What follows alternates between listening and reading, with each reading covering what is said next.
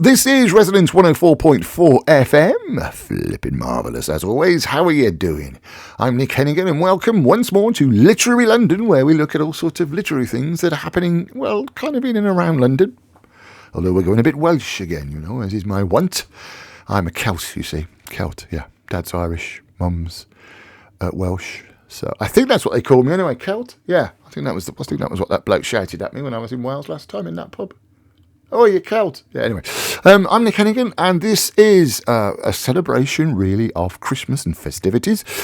If you're a regular to this show, Resonance FM, Literary London, we're also, of course, on bohemianbritain.com, which is my kind of website for all sorts of stuff. It's a bit of a mess, to be honest, but have a look, see what you think. Be gentle with me. bohemianbritain.com. And if you're organising anything, of course, event-wise, then do get in touch at Nick, N-I-C-K, at bohemianbritain.com. Nick at bohemianbritain.com. Or you can get me on the usual address, which is radio at mavericktheatre.co.uk. Radio at mavericktheatre.co.uk. Now, it's kind of, as I'm recording this, it's early December. We're into Advent and Christmas is not far away. Oh, yes. And there's a regular event that happens every year, and I've not got to it yet, and I will one of these days, celebrating the life and times of Dylan Thomas, the Welsh wizard. I ought to say as well, a rather sad note I had from an email. There's a chap called Alan Gibbard who passed away. He was a full-time journalist and a full-time writer, sport and political biographies, and he was also a volunteer at the Dylan Thomas birthplace, which is in Swansea. So they gave a little mention to him, so sympathy for all his friends and his family, but a very popular man. He also loved Dylan Thomas as well. He went to Llanelli Grammar School and went on to produce documentaries. And he actually wrote a play about Dylan, which I must look up, actually, because I've got my own play about Dylan, which I've half done. The Roaring Boys, it's called. I'm starting to tell people about it now, because I got permission from the family to do this, and that was about 6 years ago. And what have I done with it since? That's right, nothing. Why? Because I'm an ageist. That's why. So we're going to be celebrating Dylan Thomas. Also, of course, if you're a regular, you know, I wrote and directed a version of Charles Dickens' A Christmas Carol, which is out at the moment.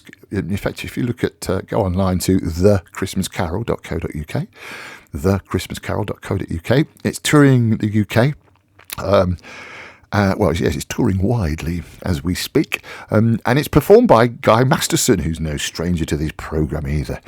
We feature Guy quite a lot. And Guy is also doing a production, or his production, of Dylan Thomas's A Child's Christmas in Wales. And it's gorgeous. It's a fantastic piece. So fantastic. I'm going to play most of it for you right now. Yes. Dylan Thomas, obviously, occasionally people tend to think of him as quite, difficult in terms of poetry. Some people do. But what people don't know about Dylan Thomas, he's a brilliant storyteller. And a very funny one too. See what you think of this. This is Dylan Thomas reading his own A Child's Christmas in Wales. One Christmas was so much like the other in those years around the Seatown corner now, out of all sound except the distant speaking of the voices I sometimes hear a moment before sleep, that I can never remember whether it snowed for 6 days and 6 nights when I was 12, or whether it snowed for 12 days and 12 nights when I was 6. All the Christmases roll down towards the two-tongued sea like a cold and headlong moon bundling down the sky that was our street. And they stop at the rim of the ice-edged, fish-freezing waves, and I plunge my hands in the snow and bring out whatever I can find. In goes my hand into that wool-white, bell-tongued ball of holidays resting at the rim of the carol-singing sea. And out come Mrs. Prothero and the firemen. It was on the afternoon of the day of Christmas Eve, and I was in Mrs. Prothero's garden, waiting for Cats with her son Jim. It was snowing. It was always snowing at Christmas. December, in my memory, as white as Lapland, although there were no reindeers. But there were cats. Patient, cold, and callous, our hands wrapped in socks, we waited to snowball the cats. Sleek and long as jaguars and horrible whiskered, spitting and snarling, they would slide and sidle over the white back garden walls, and the lynx-eyed hunters, Jim and I, fur-capped and moccasined trappers from Hudson Bay off Mumbles Road, would hurl our deadly snowballs at the green of their eyes. The wise cats never appeared. We were so still, Eskimo-footed Arctic marksmen in the muffling silence of the eternal snows, eternal ever since Wednesday, that we never heard Mrs. Prothero's first cry from her igloo at the bottom of the garden, or if we heard it at all, it was to us like the far-off challenge of our enemy and prey, the neighbor's polar cat. But soon the voice grew louder. "Fire!" cried Mrs. Prothero, and she beat the dinner gong. And we ran down the garden with the snowballs in our arms towards the house, and smoke indeed was pouring out of the dining room, and the gong was bombulating, and Mrs. Prothero was announcing ruin like a town crier in Pompeii.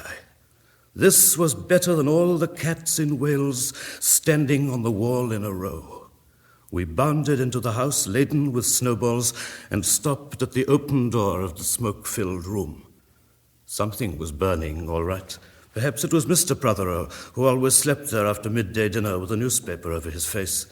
But he was standing in the middle of the room saying, "A fine Christmas," and smacking at the smoke with a slipper. "Call the fire brigade," cried Mrs. Prothero as she beat the gong. "They won't be here," said Mr. Prothero. "It's Christmas." There was no fire to be seen, only clouds of smoke, and Mr. Prothero standing in the middle of them, waving his slipper as though he were conducting. "Do something," he said, and we threw all our snowballs into the smoke. I think we missed Mr. Prothero, and ran out of the house to the telephone box. "Let's call the police as well," Jim said, "and the ambulance. And Ernie Jenkins, he likes fires."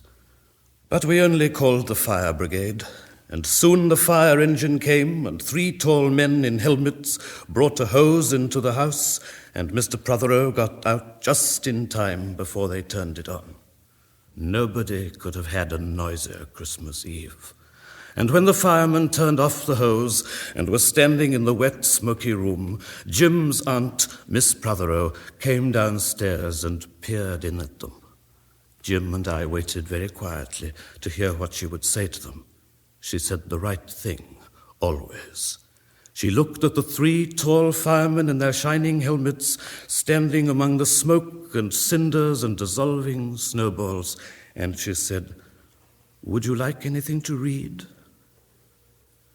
Years and years ago, when I was a boy, when there were wolves in Wales and birds the colour of red flannel petticoats whisked past the harp-shaped hills, when we sang and wallowed all night and day in caves that smelt like Sunday afternoons, in damp front farmhouse parlours, and we chased with the jawbones of deacons the English and the bears. Before the motor car, before the wheel, before the duchess-faced horse, when we rode the daft and happy hills bareback, it snowed and it snowed. But here a small boy says, "It snowed last year too. I made a snowman and my brother knocked it down, and I knocked my brother down, and then we had tea." But that was not the same snow, I say. Our snow was not only shaken from whitewash buckets down the sky. It came shawling out of the ground and swam and drifted out of the arms and hands and bodies of the trees. Snow grew overnight on the roofs of the houses like a pure and grandfather moss, minutely ivied the walls and settled on the postman opening the gate like a dumb, numb thunderstorm of white, torn Christmas cards. Were there postmen then, too? With sprinkling eyes and wind-cherried noses, on spread frozen feet, they crunched up to the doors and mittened on them manfully. But all that the children could hear was a ringing of bells.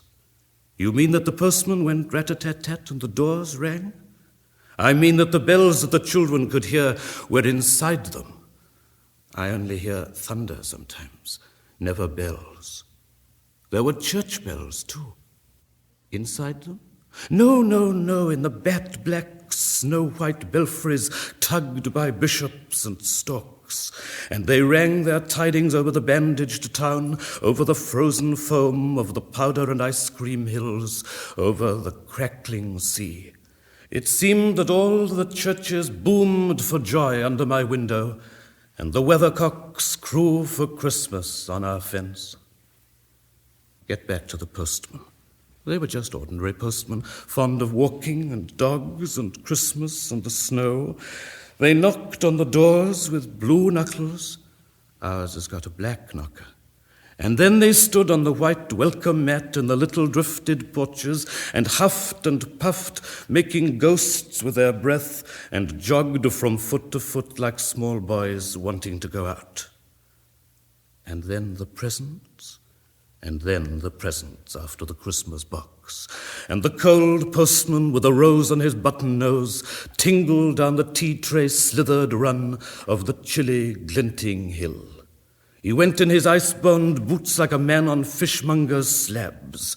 He wagged his bag like a frozen camel's hump, dizzily turned the corner on one foot, and by God he was gone. Get back to the presents. There were the useful presents, engulfing mufflers of the old coach days, and mittens made for giant sloths. Zebra scarves of a substance like silky gum that could be tug-o-war down to the galoshes.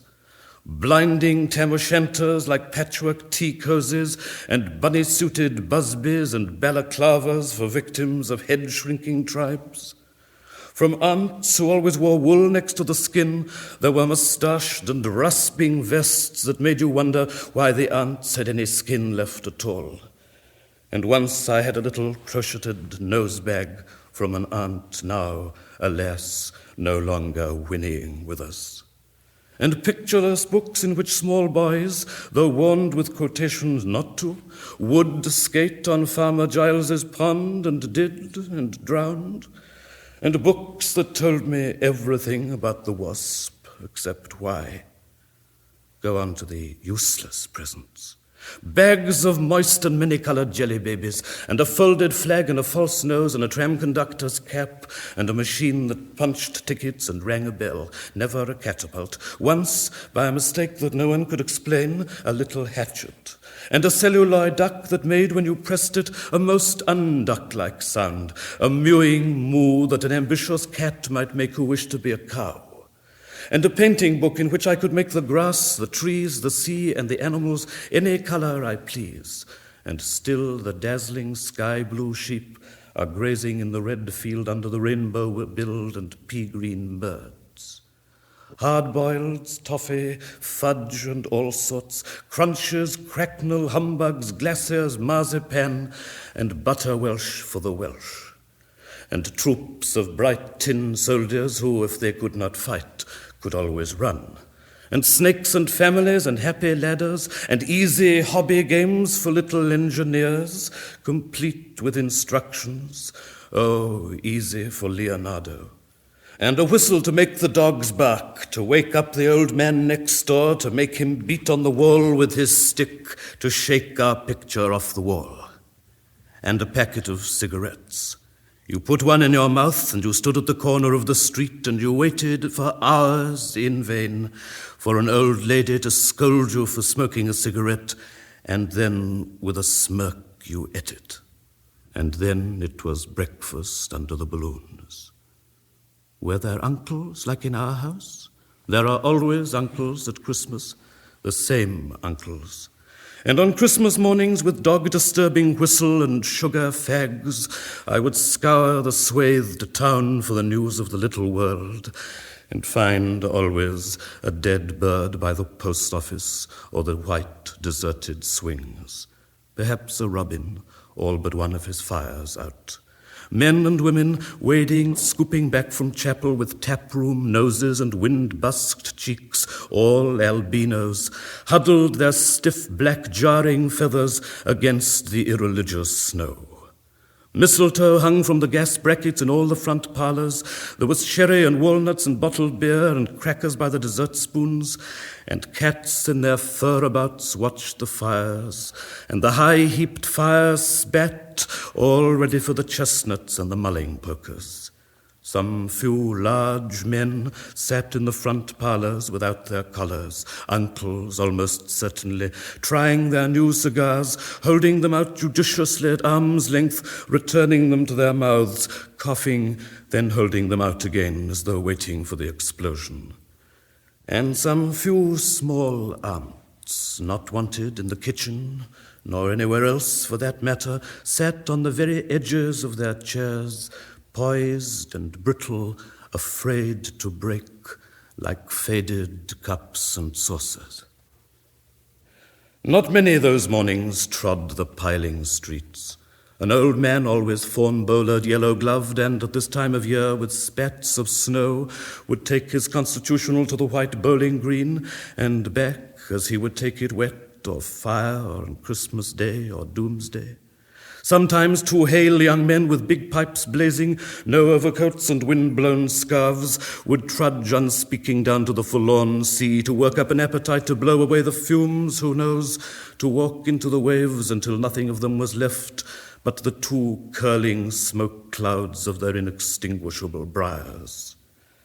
Then I would be slap-dashing home, the gravy smell of the dinners of others, the bird smell, the brandy, the pudding and mince coiling up to my nostrils, when out of a snow-clogged side lane would come a boy the spit of myself, with a pink-tipped cigarette and the violet past of a black eye, cocky as a bullfinch, leering all to himself.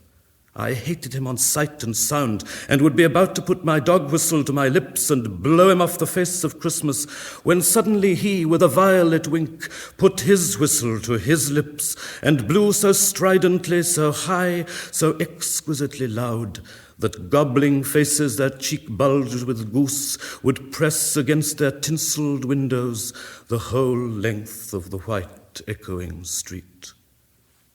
For dinner we had turkey and blazing pudding, and after dinner the uncles sat in front of the fire, loosened all buttons, put their large, moist hands over their watch chains, groaned a little, and slept. Mothers, aunts, and sisters scuttled to and fro, bearing tureens.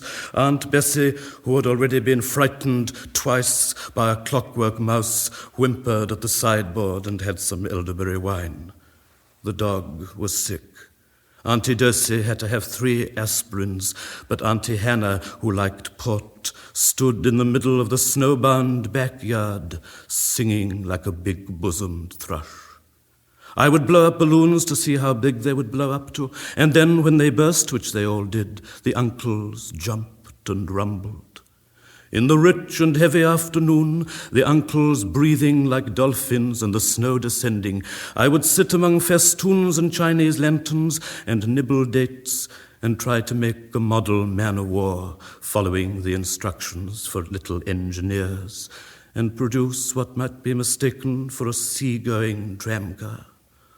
Or I would go out, my bright new boots squeaking into the white world onto the seaward hill to call on Jim and Dan and Jack and to pad through the still streets, leaving huge, deep footprints on the hidden pavements.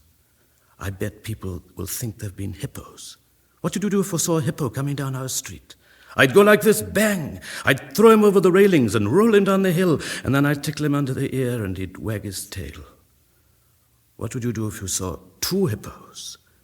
Iron-flanked and bellowing he-hippos clanked and battered through the scudding snow towards us as we passed Mr. Daniel's house. Let's post Mr. Daniel a snowball through his letterbox. Let's write things in the snow.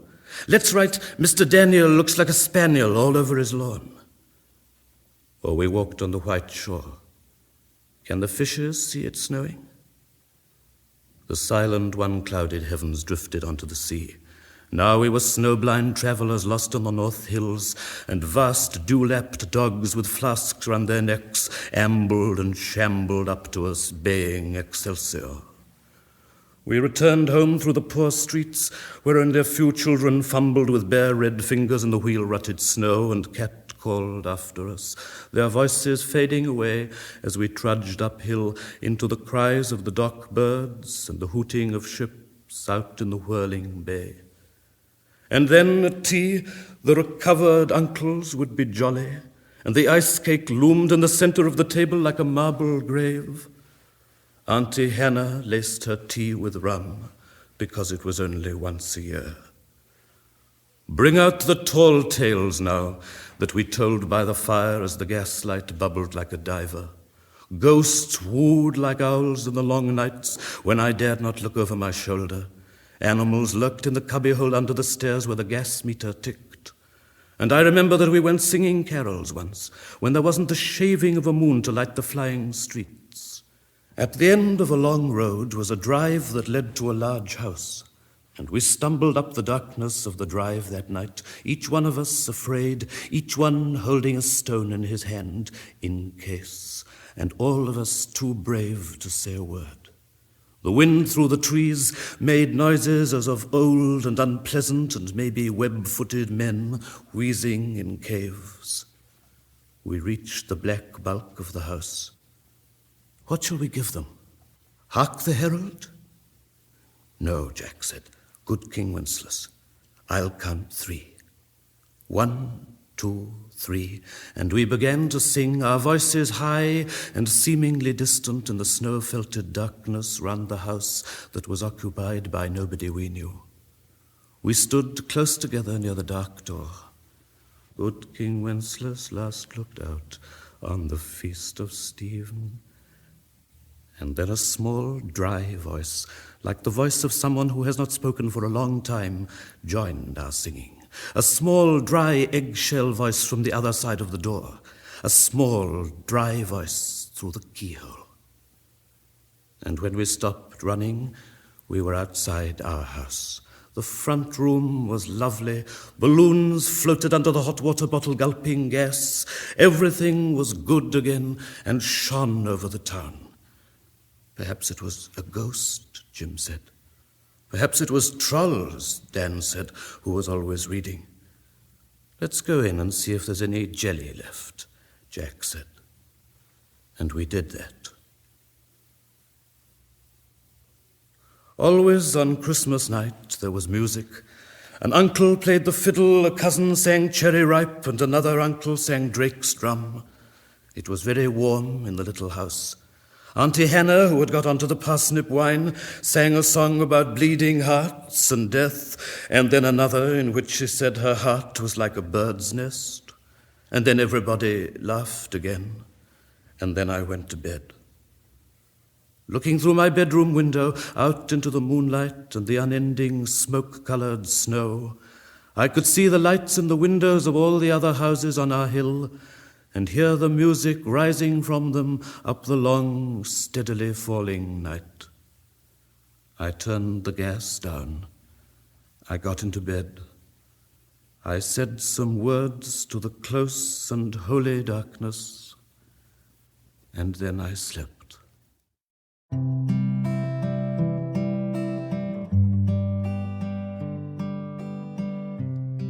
Every morning when I wake, dear Lord, a little prayer I make. Oh, please do keep thy lovely eye on all poor creatures born to die. And every evening at sundown, I ask a blessing on the town, for whether we last the night or no, I'm sure is always touch and go. We are not holy, bad, nor good, who live our lives under milkwood. And now I know we'll be the first to see our best side, not our worst. So let us see another day, bless us all this night, I pray. And to the sun we all will bow and say goodbye.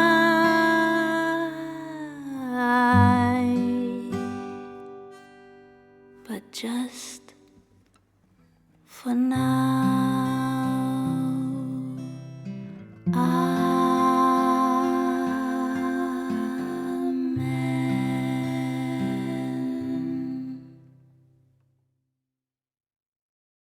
Ah, that was cute, wasn't it? The Reverend Eli Jenkins' prayer. I kind of mixed up the Dylan Thomas there. And that was, of course, performed. I say, of course, that was performed by Cerys Matthews, who is a great Dylan Thomas fan. Yes, she is. And that was a lovely composition. And then before we got that, you heard Dylan reading in his own words, A Child's Christmas in Wales. And we're kind of celebrating the fact that there was the Westminster Abbey wreath-laying on the 29th of November, which I, again, didn't get to one of these days. And as I mentioned, yes, Charlie, who's Dylan's great-grandson, is now 16. And he's been writing poetry as well. He's been writing poetry since he was about 7 or 8, I think. He started quite early. And if you are going ever in Swansea, then go and have a look at the birthplace, which is Cadunkin Drive in Swansea. And in fact, I think they must have I think the DylanThomasSociety.com is worth having a look at. And of course, there's DylanThomasBirthplace.com. So you'll get your fill of Dylan Thomas. But I do like that Child's Christmas in Wales, and I do like his storytelling. I wish I'd met him. Still, them's the breaks. And that's all we've got time for. Thank you very much. We're going to be talking about a very successful theatre, small theatre that won an award in London. Next time, and we're going to be talking about Christmas shows as well. So, and if you are out and about, as I say, have a look for my Christmas Carol with Guy Masterson, thechristmascarol.co.uk, and I'll see you next time. Thank you very much for your company. I'm Nick Hennegan. This is Literary London. We're on we're on BohemianBritain.com. Yes, BohemianBritain.com. But chiefly and mainly, this is Resonance 104.4 FM.